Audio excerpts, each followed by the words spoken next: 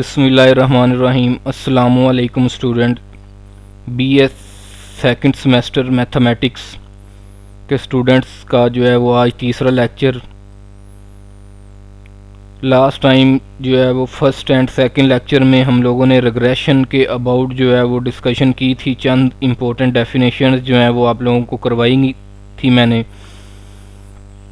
आज जो है वो मेथड जो है वो हम लोगों ने जो है वो स्टडी करने हैं कि आप जो है वो रिग्रेशन मॉडल को किस तरह से जो है वो फिट कर सकते हैं, किस तरह से उसको जो है वो आप लोग फाइंड आउट कर सकते हैं, किस तरह से लाइन जो है वो अपनी फिट कर सकते हैं। उसके जो है वो मेथड जो है वो हम लोगों ने डिस्कस करने हैं। तो स्टार्ट करते हैं। Method of least square. ठीक है जी। The principle of least square says that the sum of squares of residual should be least possible। ठीक है जी। लीस्ट स्क्वेयर मेथड जो है वो सबसे जो है वो बेस्ट मेथड जो है वो समझा जाता है रिग्रेशन लाइन को फिट करने के लिए। इसमें the sum of square of residuals, residual का जो सम होता है हमारे पास वो जो है वो ज़ीरो के इक्वल जो है वो आ जाता है। ठीक है। Least possible. ठीक है। तो मतलब कि वो मिनिमम होता है उसका square, sum of square of residual. अगर हम जस्ट सम ऑफ रेजिडुअल की बात करें तो वो इक्वल होता है ज़ीरो के, और अगर सम ऑफ स्क्वेयर ऑफ रेजिडुअल की बात करें तो वो लीस्ट होता है। यानी कि एरर जो है वो आपके पास मिनिमम होता है सबसे। किस मेथड में? मेथड ऑफ लीस्ट स्क्वेयर में। ठीक है जी। इस वजह से इस मेथड को जो है वो बेस्ट मेथड समझा जाता है रिग्रेशन लाइन को फिट करने के लिए। ठीक है। तो मेथड ऑफ लीस्ट स्क्वेयर ये सबसे जो है मतलब कि काफ़ी यूज़फुल मेथड समझा जाता है रिग्रेशन लाइन को जो है वो फिट करने के लिए। तो रेजिडुअल क्या चीज़ है हमारे पास, इसके अबाउट जो है पढ़ लेते हैं थोड़ा सा। Difference between observe value of dependent variable and value predicted using the estimated regression equation is called residual। ठीक है जी। यानी कि आपके पास जो ऑब्जर्व वैल्यू थी डाटा की जो है सो इंडिपेंडेंट वेरिएबल की ऑब्जर्व वैल्यू थी, और जो आप लोगों ने प्रिडिक्ट की है वैल्यू थ्रू रिग्रेशन इक्वेशन, इन दोनों का जो डिफरेंस है उसको आप जो है वो रेजिडुअल बोलते हैं। ठीक है जी। It is denoted by e. Small e से जो है वो इसको हम जो है वो डिनोट करते हैं, और ये जो है इक्वल किसके होता है? E is equal to y minus y hat. इसमें वाई जो है ये आपके पास ऑब्जर्व वैल्यू है डिपेंडेंट वेरिएबल की, क्योंकि जो है बाय डिफ़ॉल्ट जो हम लोग वाई ऑन एक्स लाइन जो है वो लास्ट लेक्चर में डिस्कस की थी वो हमारा जो है वो डिपेंडेंट वेरिएबल था, और वाई हैड जो है ये एस्टिमेटेड वेरिएबल है, प्रिडिक्टेड वैल्यू है। ठीक है। इन दोनों का जो डिफरेंस है, इन दोनों को अगर आपस में आप माइनस कर दें और उसका जो है वो सम करें उस कॉलम का, तो वो आपके पास ज़ीरो के इक्वल आएगा बाय लीस्ट स्क्वेयर मेथड। ठीक है जी। तो इस वजह से जो है वो लीस्ट स्क्वेयर मेथड को हम जो है वो यूज़ करते हैं। उसके बाद properties of least square regression line. Regression line की जो है वो सम प्रॉपर्टीज हैं लीस्ट स्क्वेयर मेथड की। तो पहली प्रॉपर्टी जो है वो हम लोग पढ़ते हैं। Regression line lie always passes through the point x bar and y bar. यानी कि अगर आप अपनी लीस्ट स्क्वेयर रिग्रेशन लाइन जो है वो लीस्ट स्क्वेयर मेथड के थ्रू जो है उसको फिट करते हैं, तो वो जो रिग्रेशन लाइन है वो आपके पास जो है वो कहाँ से पास करेगी?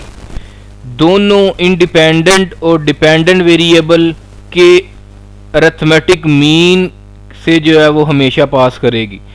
ठीक है जी। Second property, the sum of residual is zero. Summation e is equal to zero. यानी कि अगर आप एरर के कॉलम का सम करते हैं तो वो ज़ीरो को इक्वल आना चाहिए।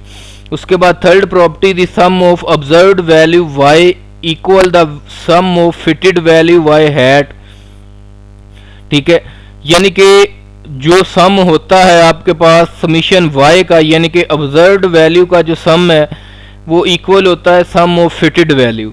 इन दोनों का सम जो है वो हमेशा लीस्ट स्क्वायर मेथड में जो है वो इक्वल आता है। Fourth property, the sum of square of residual summation e square is minimum. ठीक है, यानी कि अगर आप अपने एरर का सम करते हैं, जो है स्क्वायर का सम करते हैं, तो वो मिनिमम आएगा आपका।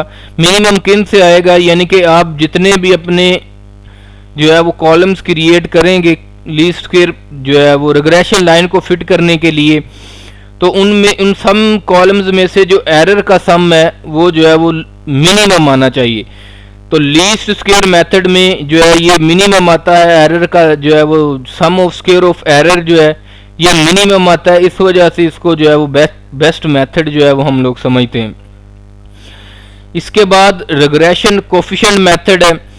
इसमें हम लोगों ने the regression equation of y on x is, आपके पास y minus x bar is equal to b y x into x minus x बार।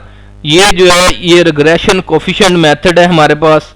ठीक है, where b y x r sigma y divided by sigma x, regression coefficient of y on x. इसके through जो है वो हम लोग ये चीज़ find कर सकते हैं, बी वाई ऑन एक्स।